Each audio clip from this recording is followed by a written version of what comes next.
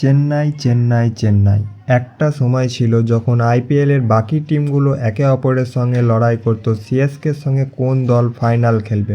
কিন্তু বিগত 2 বছর ধরে চেন্নাই আইপিএলে কোয়ালিফাই করতে পারেনি। সত্যি বলতে চেন্নাইয়ের এই ডাউনফল কোনোভাবেই বিশ্বাস করা যাচ্ছে না।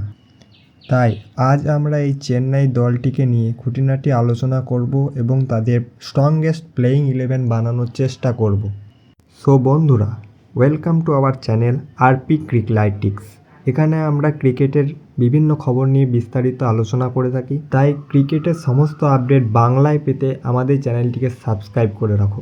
তো প্রথমেই যদি আমরা সিএসকে স্কোয়াডের দিকে নজর দিই, সেখানে ব্যাটিং হিসাবে আছে Ayush Mhatre, Sanju Samson, Ruturaj Gaikwad, Mahendra Singh Dhoni, Sarfaraz Khan, Matthew Short, Dewald Brevis, Urvil Patel এবং কার্তিক শর্মা।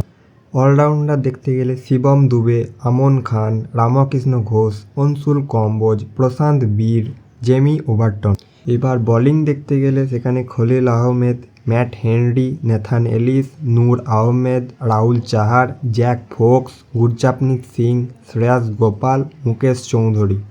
সব কিছুই ঠিকঠাক আছে, কিন্তু লাস্ট মোমেন্টে নেথান এলিসের চোটটা সিএসকেকে একটু চিন্তায় রাখবে।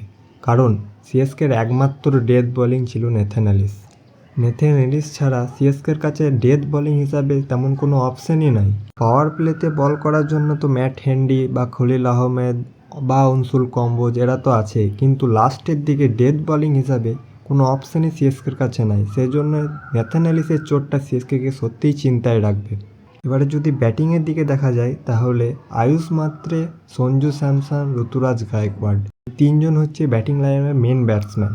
আয়ুষ মাত্রে, যাকে মূলত আগেরবার আইপিএলের শেষ দিকে চেন্নাই সাইন করিয়েছিল, সে কিন্তু বাকি ম্যাচগুলোতে ভালো পারফরমেন্স দিয়েছিল।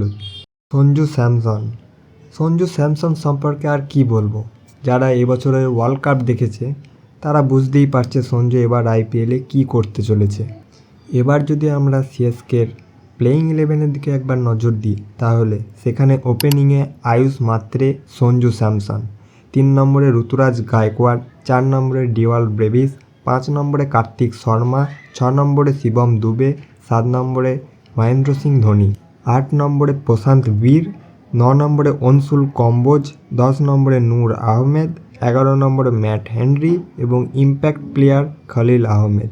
এই প্লেয়িং 11টা আমি ফার্স্ট ব্যাটিং হিসাবে বানিয়েছি। যদি সেকেন্ড ব্যাটিং হয় বা ফার্স্ট বোলিং হয়, সেক্ষেত্রে খলিল আহমেদ ডাইরেক্ট 11-এ যোগ দেবে এবং কার্তিক শর্মা সেক্ষেত্রে ইম্প্যাক্ট প্লেয়ার হিসাবে খেলবে। সত্যি বলতে ব্যাটিং তো স্ট্রং লাগছে, কিন্তু বোলিং ডিপার্টমেন্টটা সিএসকেকে একটু চিন্তায় রাখবে। আমার মতে আমি এই প্লেয়িং 11টাকে 10-এ 7 দিচ্ছি।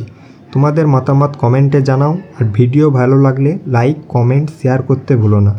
চ্যানেলটিকে সাবস্ক্রাইব করে নেক্সট ভিডিও কোন টিমটার ওপর বানাবো বলতে পারো।